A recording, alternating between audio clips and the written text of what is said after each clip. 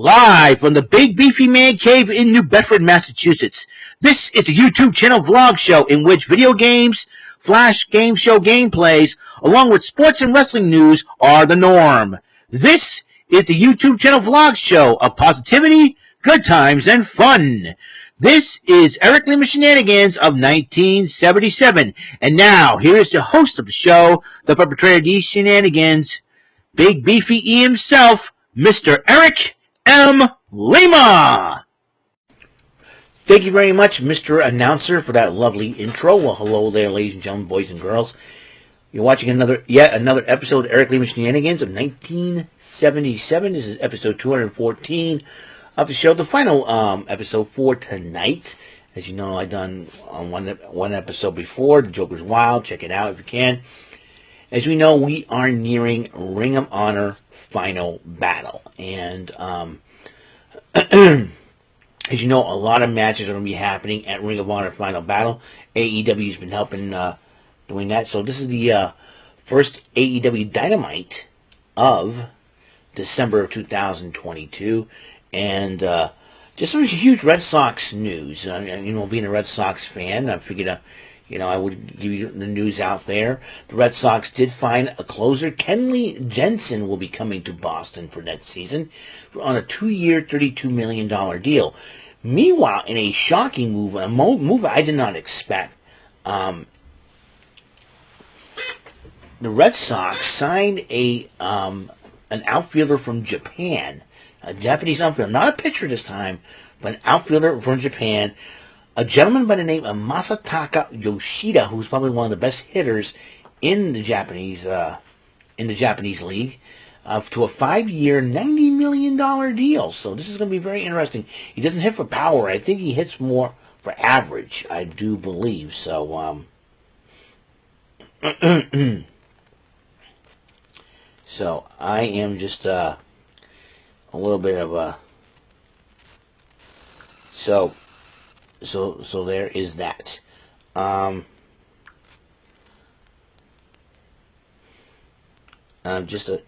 So I'm intrigued about how the Red Sox are going to handle the situation. If this guy's a power hitter, but he's not. So, was it Kevin Henry's always all the love and all that is horny. But hope the Red Sox don't give him a stupid nickname like Dice K. Well, I said, I wouldn't be surprised if the Red Sox gave him a nickname, but I said I'm going to hold off on that until I can see actually what this guy can do. So it's Masataka Yoshida is his name. So this is going to be very interesting, bringing a rookie into the big leagues to see what develops. And I think if the Red Sox can retain Xander Bogaerts and Rafael Devers, I think the Red Sox can be very, very different in this coming season with the addition of Yoshida and Kenley Jensen in the back of that bullpen. They're trying to fortify the back of that bullpen. That could be very, very helpful. So that would be main key. So there's a lot going on. Winter is coming, and that would be next week. As you know, Dynamite Diamond Battle Royal to kick off AEW Dynamite. The winner, there's a lot, Ethan Page, Dalton Castle, Ethan Page, Brian Hardy, Ricky Starks, Jungle Boy Jack Perry, The Butcher. Everybody's in it for one reason. Captain Sean Dean and everyone. Whoever wins that match wins the Dynamite Diamond ring, but we'll have to put that on the line against the AEW World Champion, Maxwell Jacob Friedman, a.k.a. MJF. And it was a heck of a match. Ethan Page is still trying to suppress Matt Hardy, but it cost Ethan Page the Battle Royal winner as Ricky Starks wins it. MJF decides to show up, starts addressing Bryan Danielson after what happened to him, what happened to William Regal. After knocking William Regal out. As you know, rumor has it he's going back to the WWE, William Regal that is, and he said he probably wants to help out his son, Charlie Dempsey, and possibly help out NXT, the young stars there. I think he was more appreciated in the WWE than in AEW. But but time will tell. And so Brian Danielson was still in the hospital. Then he starts roasting Ricky Starks, calling him like a dollar store Dwayne Johnson. I'm like, oh god, here we go with the comparisons, and calls him a Rudy Poo candy ass. I was like, tell me you did not just say that, you know. But then Ricky Starks roasts MJF, calls him a fifth-rate Roddy Piper, calls him Maxi Pad, which I think that was hilarious, and starts cutting a promo with the most passionate promo speech ever.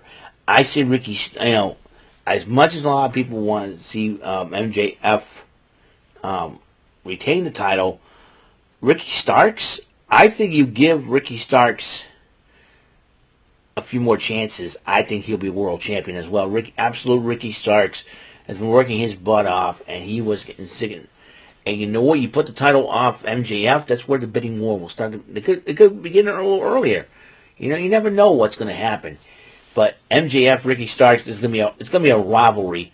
It's going to be a year long. I predict that's going to be. Now, if Ricky Starks does not win the title on next week, this is going to be a year long rivalry between those two. Trust me. I believe in the heart of hearts that Ricky Starks and MJF, it's going to be a rivalry like any other. And believe me,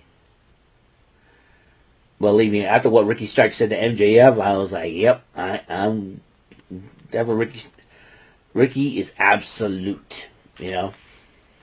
As rumor has it, the actress who plays Wednesday Adams in the new series, Jenna Ortega, says she likes Ricky Starks because the pose is incredible. I don't know if that's true or not, but we'll see. And then Darby Allin and Samoa Joe are cutting a promo for the TNT Championship. That will be the first match of the night, second match of the night.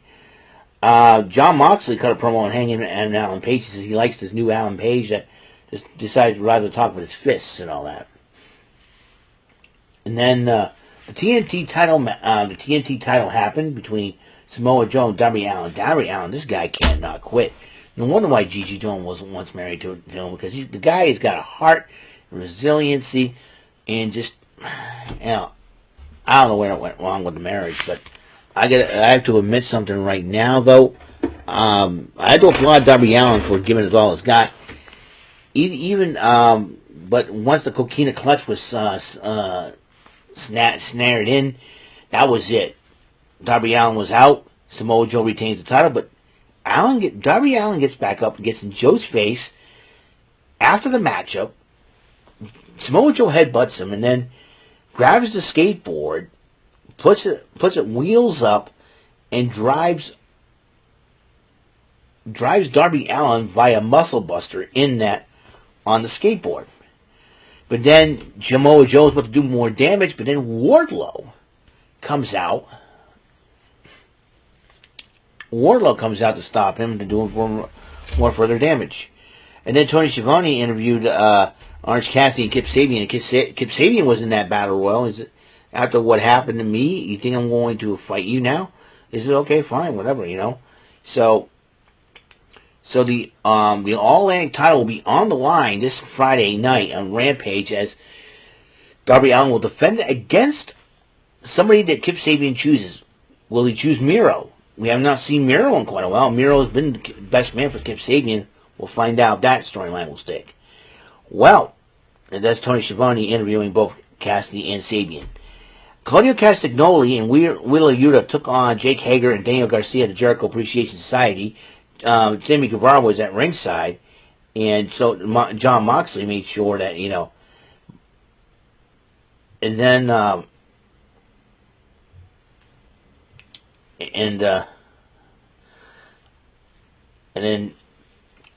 and after all that, all the shenanigans by Guevara and such, Claudio Castagnoli and Wheeler Yuta won the matchup, and then Tony Schiavone says, "Hey, I got an interview to show you with William Regal."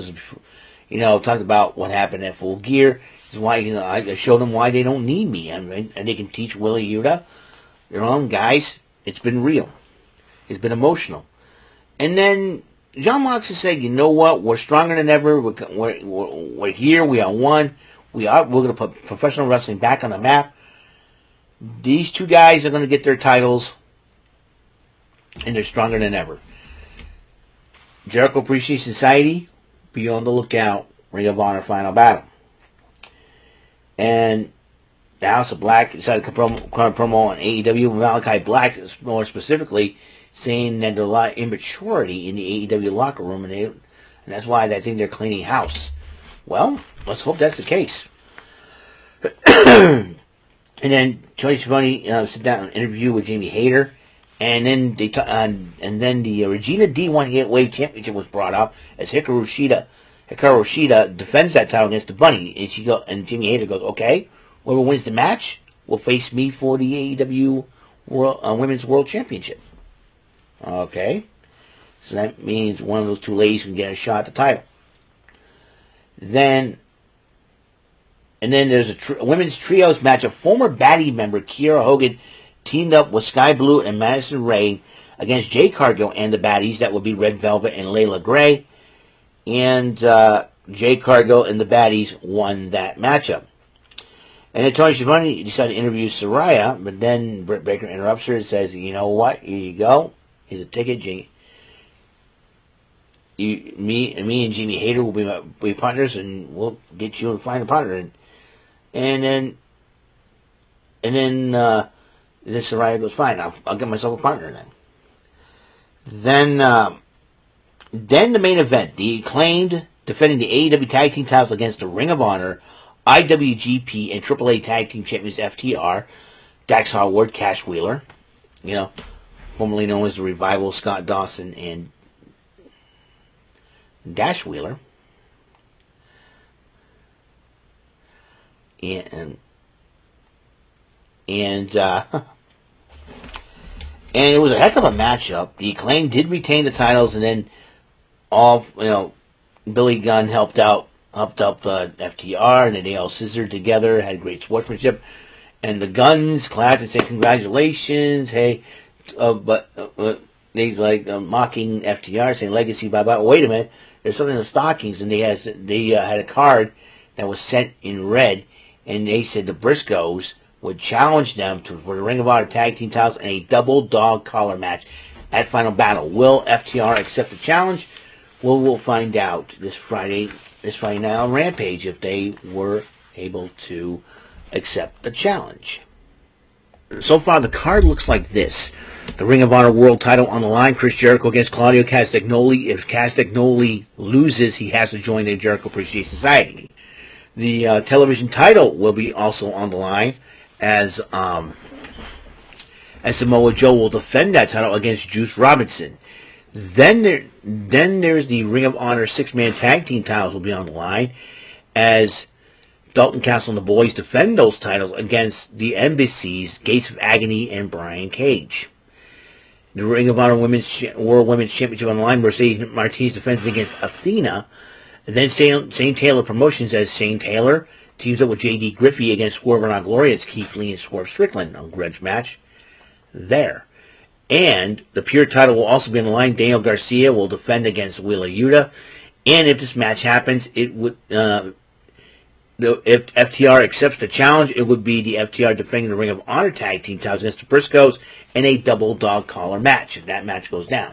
So that is it. That's all the time we have on the show, and I'll find out if if FTR accepts the challenge, and then I will probably get my picks. I'll give you my picks and predictions for Ring of Honor's Final Battle on the next episode. But can't do more videos for the rest of the night because everybody's sleeping, and I got to get some sleep myself. I got work early tomorrow morning. All right. After I upload this video, it is sayonara for now. See you guys tomorrow. A little bit of pressure luck action, and so until then, until the next episode. So long for now. Mr. Announcer, please take us home. That is all for today's episode. This is Mr. Lima speaking for Eric Lima Shenanigans of 1977. A Big Beefy E tour for Bob Saget production and in association with A Sweet Bofa Raving Dingleberry Telepictures and Distribution. Thank you for watching today's episode of the show. See you on the next episode of the show. Goodbye for now, and have a very blessed day.